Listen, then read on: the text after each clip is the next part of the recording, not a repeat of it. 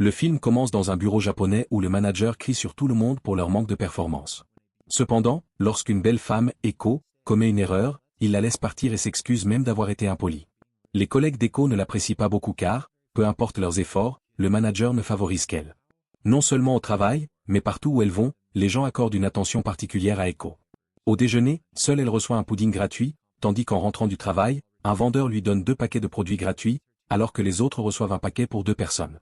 Pour Eko, c'est une journée normale car elle est habituée à un traitement spécial. Ailleurs, lors d'une conférence de presse, le Premier ministre annonce que la situation financière du pays est compliquée. Par conséquent, pour faire face à ce problème, le gouvernement a décidé d'appliquer une nouvelle loi selon laquelle les femmes séduisantes du pays devront payer une taxe beauté. Les manifestants dans le public affirment qu'il s'agit d'une discrimination systémique moderne à l'égard des femmes, mais le Premier ministre rétorque que les belles femmes reçoivent beaucoup de privilèges financiers, ce qui n'est pas juste pour les personnes moins jolies. Il déclare que la loi sera bientôt appliquée et que celles qui tenteront d'éviter la taxe beauté seront punies.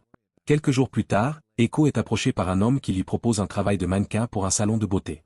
Ses collègues, jalouses de sa popularité, s'éloignent. Alors qu'Eko les suit, la caméra se déplace vers un titre de journal qui indique que la taxe beauté a été promulguée. Lorsque les 3 vont déjeuner ce jour-là, les collègues d'Eko paient 1000 yens pour leur repas. Cependant, Eko est invité à se placer devant un scanner. L'appareil est censé scanner les femmes et déterminer le pourcentage de taxes qu'elles doivent payer, en fonction de leur beauté. Eko pose devant la machine et celle-ci scanne son visage. Les résultats indiquent qu'elle a un 2e niveau de beauté et qu'elle doit donc payer une taxe beauté de 20%. Son total s'élève à 1200 yens, qu'elle paie à contre-cœur. Le restaurant qui lui fournissait auparavant des desserts gratuits la fait désormais payer un supplément simplement parce qu'elle est belle. Plus tard, en achetant une bouteille d'eau, Eko doit à nouveau payer plus qu'une personne normale. De même, toutes les jolies filles de la nation, selon leur niveau d'attractivité, doivent payer un certain montant de taxes. Les journalistes interrogent des gens ordinaires sur ce qu'ils pensent de la promulgation de la taxe et les gens semblent plutôt heureux. Un homme affirme qu'il a dépensé beaucoup d'argent pour de jolies filles, il est donc juste qu'elle paie plus de taxes que lui. Une autre fille moins jolie déclare que les belles étaient dorlotées, il est donc approprié qu'elle paie davantage. Avant que la loi ne soit promulguée, beaucoup la considéraient comme de la discrimination envers les femmes, mais après son application, les gens ont changé d'avis. Maintenant, la majeure partie de la nation est favorable à la taxe beauté. Le lendemain, Eko reçoit son chèque de paie et l'ouvre avec enthousiasme, pour être finalement déçu. L'argent sur le chèque est bien inférieur à son salaire réel. Elle va voir le manager pour lui faire part de son inquiétude et découvre que la taxe beauté s'applique également à son salaire, ce qui signifie qu'elle recevra 20% de moins que d'habitude. Le manager lui explique calmement que ce n'est pas sa faute, mais celle du gouvernement.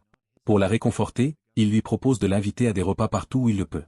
Enragé par la discrimination, Eko et d'autres belles femmes de la ville brandissent des pancartes et manifestent au bureau de perception des impôts.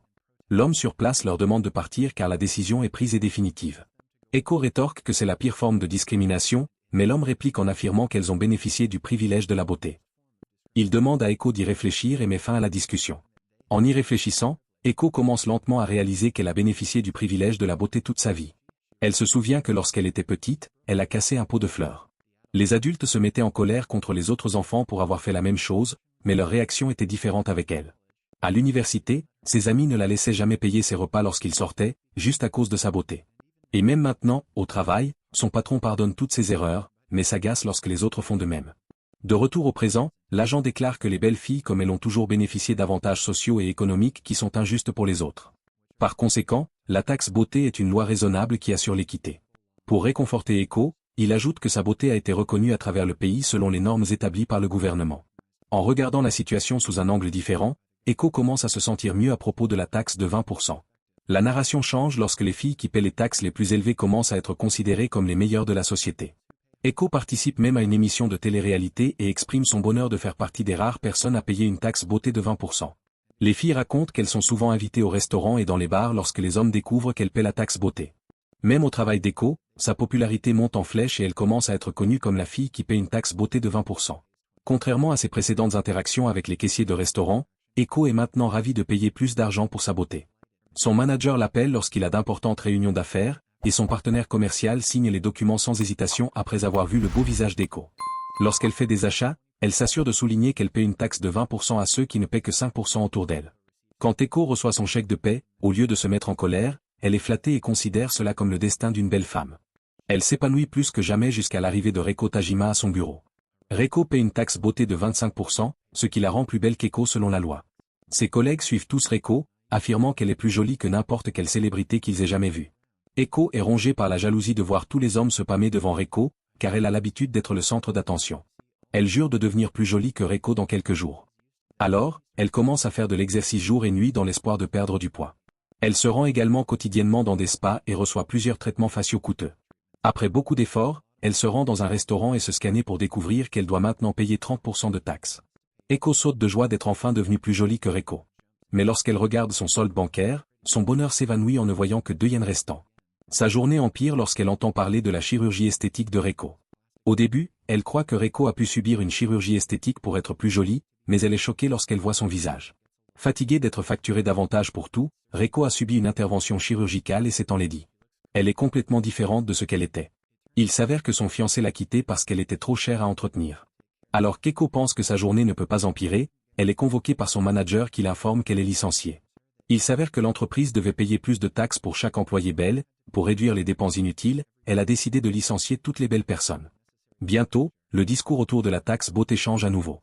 Les produits de beauté destinés à rendre les femmes plus laides commencent à se vendre comme des petits pains. Les gens qui étaient fiers de payer plus en raison de leur beauté commencent à se rendre plus laids pour conserver leur emploi. De plus, les hommes commencent à éviter les belles femmes parce que leur coût de la vie est trop élevé. Un jour, Eiko est dans un bar, angoissée par sa vie. Un homme l'approche et lui propose son aide pour réduire ses impôts. Avant qu'elle ne puisse poursuivre la conversation, Eiko reçoit un appel de l'avocat de sa famille. Il s'avère que sa mère décédée lui a laissé une grande richesse dont elle a hérité de son oncle. Cependant, la taxe beauté s'applique également aux héritages. Étant donné que la mère d'Eiko était également très belle, l'héritage s'élève à moins 1 million de yens, ce qui signifie que si Eiko veut réclamer l'héritage, elle devra payer le gouvernement et ne rien recevoir. Le soir, Eiko retourne au bar et rencontre le même homme. Il se présente comme Nonomura. Eiko et Nonomura se rapprochent en discutant. Il lui suggère de s'enlaidir pour éviter les impôts et lui tend même de faux sourcils épais. Eiko est un peu sceptique car éviter de payer des impôts pourrait l'envoyer en prison, mais Nonomura l'assure que beaucoup de filles font la même chose. Le lendemain, Eiko dessine des cils épais et des taches de rousseur sur son visage.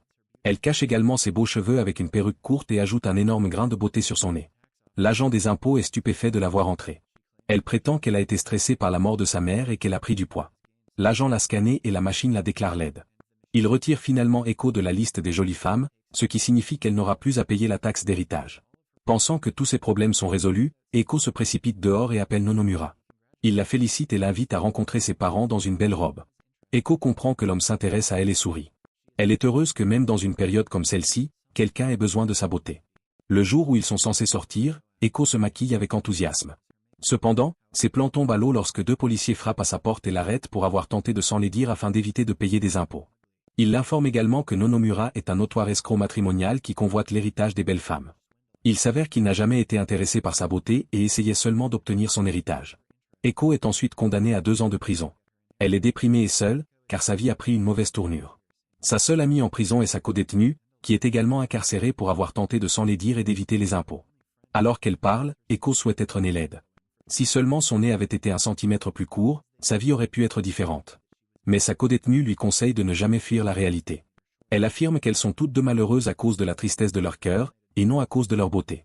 Selon elle, elles étaient trop concentrées sur le fait d'avoir un joli visage qu'elles ont oublié de garder leur cœur heureux. Eiko est inspirée par les paroles de son amie. Elle jure de travailler à l'embellissement de son cœur lorsqu'elle sortira. 2 ans plus tard, Eiko est enfin libérée de prison. Elle est déterminée à travailler sur son cœur cette fois. Elle voit une enfant pleurer pour une glace et propose gentiment de lui en acheter une. Cependant, le commerçant lui rend l'argent supplémentaire, disant qu'elle n'est pas assez jolie pour la taxe beauté. De plus, des enfants derrière elle la traitent de laide. En entendant cela, l'idée de l'embellissement du cœur quitte l'esprit d'Eiko. Elle est offensée, affirmant qu'elle est toujours très belle. Mais il s'avère qu'au cours des 2 dernières années, la norme de beauté a complètement changé. Étant donné que les hommes favorisaient les femmes laides à cause de la taxe beauté, elles sont devenues plus populaires et sont désormais considérées comme plus belles que les femmes traditionnellement belles. Étonnée par ce nouveau monde, Eiko tend la glace à l'enfant, mais celle-ci refuse de l'accepter à cause de la laideur d'Eiko. Abonne-toi.